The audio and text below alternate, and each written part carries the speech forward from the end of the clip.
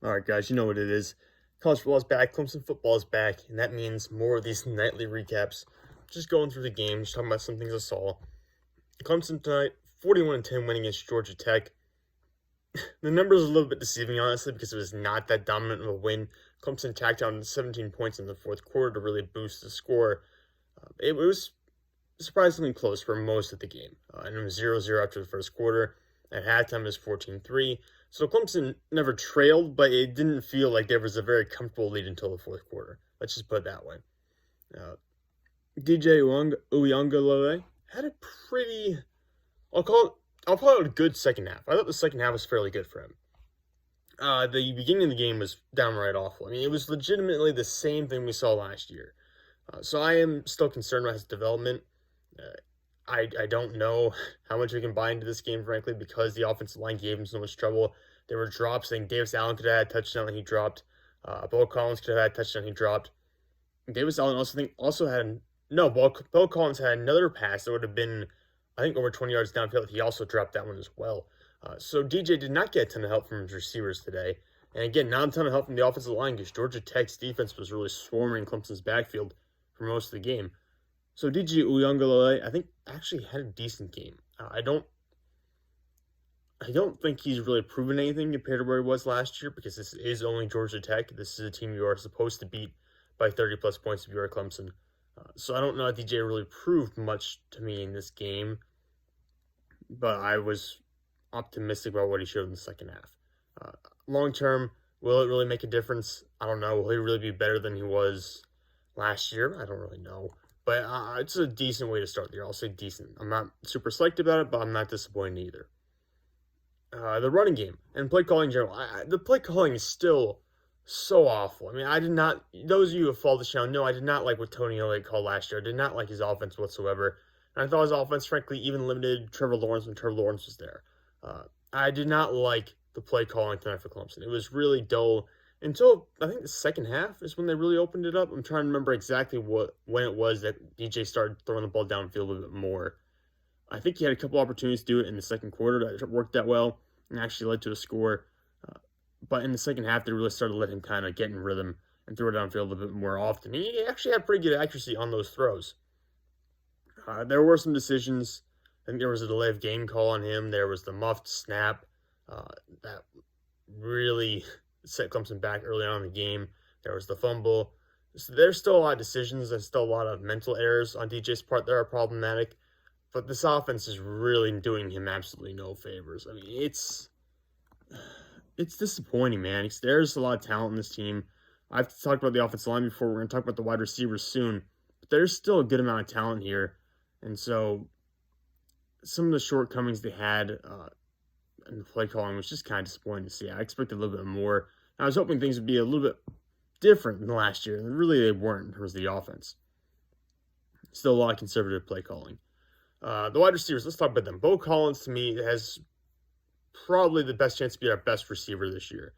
And if we're talking about the true, quote-unquote, Clemson wide receivers, the guys we put in the NFL up until last year, basically, how we had guys every year were going to the league, I think Bo Collins is the best shot of the guys on the roster currently to be that next dude. You know, we talk about Joseph Ngata, EJ Williams, guys who had a lot of hype in the past and just have not consistently produced and have their own shortcomings. I think Bo Collins, well, he did have 2 drops tonight, has the best shot to be the next dude for us. I did like a lot what he showed last year. He was kind of becoming the go-to guy down the stretch and started out being the go-to guy this year. Led the team in receiving yards with 54 yards and touchdown on 3 receptions. So I'm optimistic about what he can do. Antonio Williams, I think, showed quite a bit. I really like his ability to create after the catch. So I'm excited to see what he'll do with the team. EJ Williams really was not involved much tonight. Joseph Ngata wasn't involved much tonight. And as much respect as I had for those 2 guys and what they've done for the team in the past, it feels like they're kind of being phased out here down the stretch. Davis Allen got involved a little bit. You know, he did have a drop. That potentially could have been a touchdown. He had 2 receptions for 44 yards. Usually a very sure-handed tight end. He also got open on a play where DJ missed him down in the red zone late in the game. So Davis Allen is going to be that sure-handed, quarterback's best friend type of tight end player this year. Who just does a really good job finding space. And I think he's a really important part of this team that got underutilized last year. I'm hoping they're going to turn to him more often this season. Now, the running backs. I was happy with Phil Maffa. Let's put it that way. I really enjoyed what I saw from Phil Maffa playing in that limited role that he has. I thought he got a good number of carries. Only has 3.5 yards per carry. But I did, like, watching him in game, felt more impressive than what his stat line shows. I felt really happy with what he got. Kobe Pace, would like to see him used a little bit more, but granted, he wasn't really producing that much tonight. He did have some good production through the air, though, 4 receptions for 22 yards. And Will Shipley. Will Shipley is obviously an amazing player, and I got shit my legs here because their legs are falling asleep. But Will Shipley is an amazing player, but we have really underutilized him. I thought we really underutilized him tonight. The announcers were talking about how Clemson has not run the ball well in the first half, and it's true, we didn't.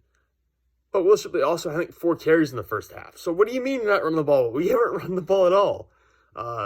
He finished the game with 10 carries for 42 yards and 2 touchdowns, only 1 reception. I feel like he has to be more involved. I mean, we know what kind of talent he has. People are talking about him potentially being like an All-American type player in the future, an All-ACC player. That's not going to happen unless you get him like 15 touches a game at least. And we didn't get that tonight. I really thought he should have been more involved in the running game. I said only 4 carries in the first half. That doesn't make a lot of sense to me considering what we know this guy can do. Meanwhile, DJ was heavily involved in the running game, which I don't hate, but you have to worry about the injuries. He got banged up a little bit last year.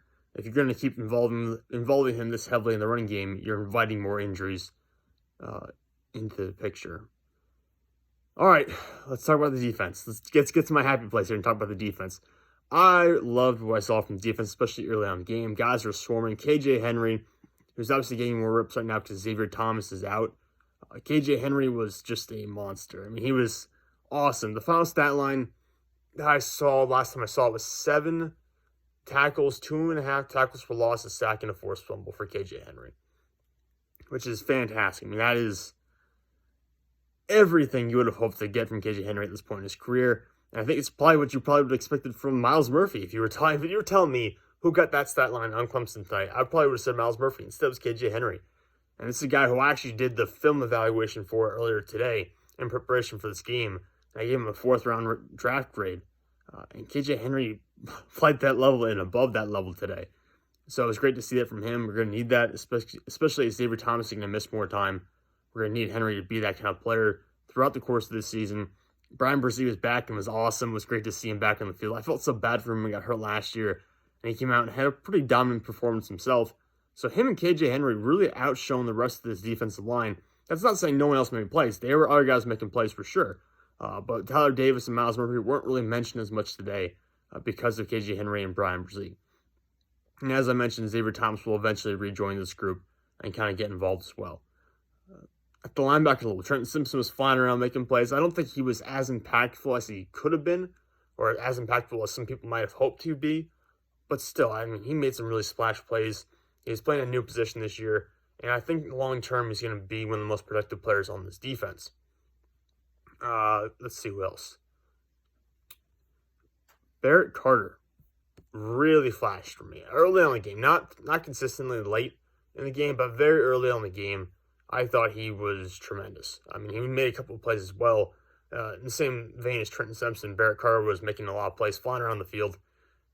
And I'm very excited for what he'll bring to the table. We got him and Trenton Simpson both now on the team, both starting with the agility they've shown, the ability to find the football. Just to be consistently around the ball. Having those two guys line up the linebacker level is going to be huge for our defense because they can do so many different things for us. And they have such elite agility and athleticism and tremendous builds. So I'm really excited to see what the linebacker will contribute to this defense going forward. Obviously, all the love goes to the front four, and we know why, because it's loaded with future NFL guys. But the linebacker level is pretty interesting as well. And in the secondary, Andrew Mukuba obviously gets the first interception of the game. Thanks to KJ Henry, I believe, putting pressure on Jeff Sims, who's a pretty good quarterback. Jeff Sims is no slouch, by the way. Jeff Sims is really athletic, and when he was protected by Georgia Tech, he made some pretty good throws. So Jeff Sims is no slouch. Mukuba gets an interception immediately to start the game off. We saw some decent plays from Fred Davis down the line. Overall, I'm not too excited for the secondary, frankly. There's potential there. Obviously, Sheridan Jones, we're waiting for him to finally step up and be the guy. Fred Davis, Nate Wiggins, Mukuba. Obviously, Mukuba, by the way, is probably going to be an all-ACC defender this year, I believe, who already was last year. So I have high hopes for him. But I am not too stoked about the secondary, frankly, compared to the linebackers and the defensive line. Not as much potential for that group, but hey, it's still a pretty good collection of talent back there. So overall, takeaways from this game, I think special teams was fantastic, obviously. 2 blocked punts really helped us out quite a bit, especially got the momentum on our side early in the game. Who else? Let's see what else we want to mention. Missed tackles. There were a lot of missed tackles tonight that I don't really understand where those were coming from, because we have really talented players. We got guys who had the physical traits where they should not be missing tackles as much as they were. But there were a lot of missed tackles on tape for our defense, and hopefully that's something they clean up, because against better competition than Georgia Tech, you're going to have to be able to make those tackles right away. So overall, I'm just happy to walk out there with a win. Have a pretty good stat line for some of our guys. The dudes who I expected to play well played well. DJ was solid, not great. But, after last year, I'll take solid from DJ, honestly. If DJ is solid for the entire year, I'll take it. And Cade looked really good when Cade was in. Cade was in for the final drive of the game, went 4 for 6 or 50 yards and a touchdown. He looked really smooth. I can understand when people are calling for him to start over DJ. But for now, let's give DJ some time to settle in and see if he can turn things around. But yeah, open win to start the season. Always love to see that. And hopefully this continues. And hopefully the Tigers build this momentum going forward. But for now, we're running on close to 12 minutes for this video. I'm going to call it. Down below in the description are just some notes I jotted down throughout the game randomly. You want to take a look at those, you feel free, but it's mostly the stuff I just discussed in this video. So yeah, talk to you guys next week.